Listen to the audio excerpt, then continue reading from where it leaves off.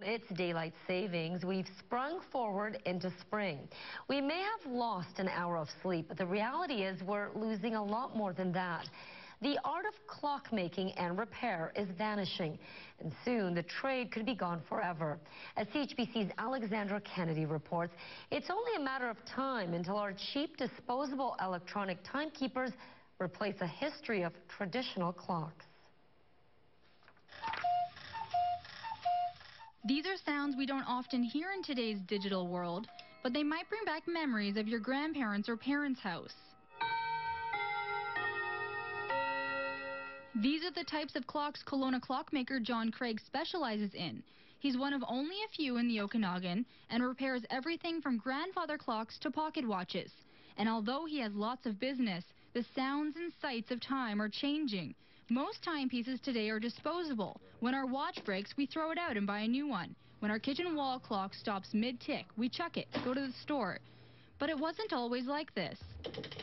Before the digital age hit in the 1980s, clockmaking and repair was a prominent and respected trade in society.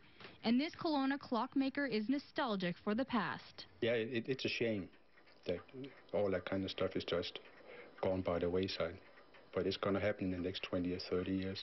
John Craig studied in Europe and has worked in the clock industry for 40 years.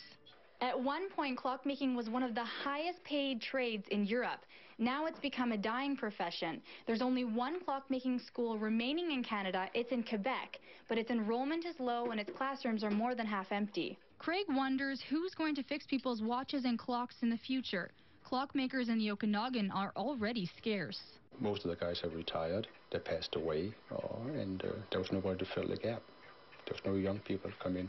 Do you know any young people in the Okanagan that are training to be clockmakers? Nobody, no. And what happens when no one is trained to know how to fix these clocks? Do they go in the dumpster? Pretty well. Or you put them up on the shelf and they're not doing anything. 80% of the late 20th century trades are gone, no longer needed. And even though there will always be a need for clockmakers to restore family heirlooms and antiques, the question remains, will there be any to do it? In Kelowna, Alexandra Kennedy, CHBC News.